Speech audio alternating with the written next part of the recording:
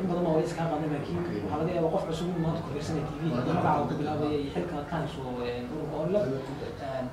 maanta waxa ay gudoomiyaha hadda jooga magaalada soo galay shacabka waqti u sheegtaa waqtiga waa qabanaya xafladda iyo barnaamijka maanta duqeyba la gudantay kastoo duqaan soo ka qaadin jawiga maanta oo la fi xaaladda dirri wax looga sheegay بسم الله الرحمن الرحيم وعبد القادر حسن النور عداني أفيانك أقول كونلف وحن أدو سلامية صحافة الدربة يدوينها الدربة يسول بي وفتي جبهة وفتي كسردة وفتي إسبهايسي هالجميع الصومالية وحجرات كمجالة دنيرة دمر كلمان واليسول بي بريتنا وحلو بلسية هي بنك عرفتو وحمد إنه برنامج جيجية كلمت كدوينها الصومالية يسول بي هالجميع وكل عدونا إن شاء الله بريتو فقارة وين الدربة كويلا قال الدربة كويلا قرونك كبد بركحياش ولو إيربورت كولو ماشي كبد الوحيار كوليجا وعنا يعتقد بهر السلوج واحد يهرب قبتي تنويه الدربة أساسية قانون هالكاس على قد يارنا يا اللي هذا دقنكا اللي هذا هداية دقنكا هو السوقانتا بربارة الصوماليات بربارة السيتي لمان dadku way isdiyaarinayaan si fiican waqtiga shalay waa loo soo dhaweeyay iyo kasii horeeyba wufuud culus oo isbahaysi iyo sarda iyo onlf iyo halgamiyaashii iyo waxgaradkii Soomaaliyeed magaalada Dirrabe halgamiyaasha Soomaaliyeed magaalada Dirrabe iyo gobolka Shineelaba si aad loo jooga marka shir la isku fagaaro la isku arkay buu noqon doonaa dad badan waxay isweydiinaya marka xafladda la imanayo waxa qaareen magbaad baa ku galaya saacadi baa loo galaya saacadu soo go'may si dadku u ogaadaan maadaama oo axad badan dib loo dhigayo axadii kasta oo la fahmay sidii laga baxday axadan maanta sabtida berito la isniinta sama la hubo oo xafladda la qabanayo maadaama jiro warbaahinta ka sheegay mid la hubo weeye hadda diyaarintii stage-kii iyo meelihii dalaalinta iyo harka lahayd baa la diyaarinayaa stage-kii iyo wixii technical ahayd ee qalabka warbaahinta la diyaarinayaa dadka Soomaaliyeed oo ka soo qaybgalayaan iyo saaxiibadooda dadka duqeyda iyo dadka gaarka ana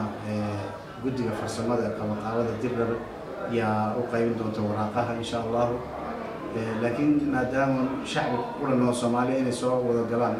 xaashiya lagu galay waa garoon furan amniga baa la sugi waxa sugahaya hay'adaha amniga ee Dirrabe iyo maamulka qabanqaabada marka berito axad isniin ah weeyaan waa maalin fasaxa wadankan ka oo dadka Soomaaliyeed ay fursad u helayaan inay yimaadaan sidii axadii aan u talagalay oo kale ayay u tahay maalin fasax oo dadku fursad u helayaan oo ganacsiga iyo xafiisyada iyo ay shaqada guud wadanka ay tahay holiday sidaa daraadeed maalin fasax ay u tahay saas loogu aadiyay aad bayna u diyaarsan tahay insha Allah waxay noqon doontaa maalin meesha la isku arkay dadka Soomaaliyeed bari subaxii buu bilaabi doonaa amin hore intay kulay idaacadda iyo waa laga baahin doonaa baabuurta warka fadhiisa iyo barbaarta iyo dhalinyarada Soomaaliyeed iyo dadweynaha Dirrabe ee soo dhaweynta ka qaybgalaya aad bay ula socdaan hab loo wargeliyana way iman doonaa insha Allah ilaa caawiyo maanta aad baa maasanta ayaa kala hadlay Dr. Sakari adiga wakiilnimada aan sheegay wax ku wakiilayso waa gudoomiyaha السلام عليكم ورحمة الله وبركاته راد الرباء والمحنة إمارة الدنيا الصومالي ريجنال ديمقراطيك أليانس واقع إمارة حبيبي وأنا لف المراد كنا حالي بمدي marka waxaan jecelahay in kasta oo waqti dambe dib loo dhigay maaragtay xafladii isku wada arki lahayn insha Allah beritoole iyo dhici doontaa bari subaxa marka waxaan jecelahay qof kasta oo maaragtay Soomaaliya inuu raadin rabo iyo wixii maaragtay iyo gobolladaba in laga kala yimaado oo xafladda aad loo soo qaato marka sidaa waan maaragtay jecelahay هذا هو ما سنتين كل يحكي كلام فاهمنا ما رأيت ومر الدوتين وقدام وشامي مركا السلام عليكم ورحمة الله وبركاته. يبريد أقول الشعب كدر ما قدامنا يا محد بريد لا هنا صوب حار وجمادة تاجران حد فريم تميز. fariinta aan diraya waxa weeye berrito inaan ku soo dhaweyno ururka ONLF ururkaasoo dibadda ku maqnaa muddo badan una halgamayay gobonimada Soomaaliyeed waxaan ku faraxsanahay inaan berrito ku soo dhaweyno anagoo ummadda degan Diridhabe iyo goboladuba inay ka soo qayb galaan berrito halkan Diridhabe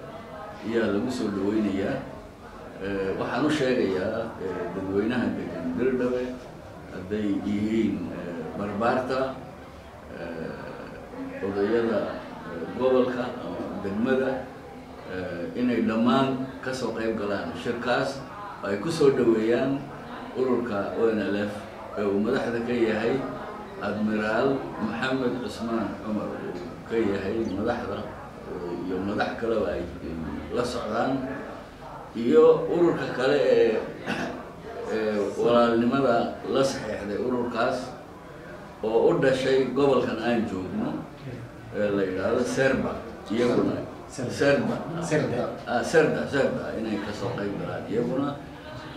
inaan la ogaado ururkaasina inkasta oo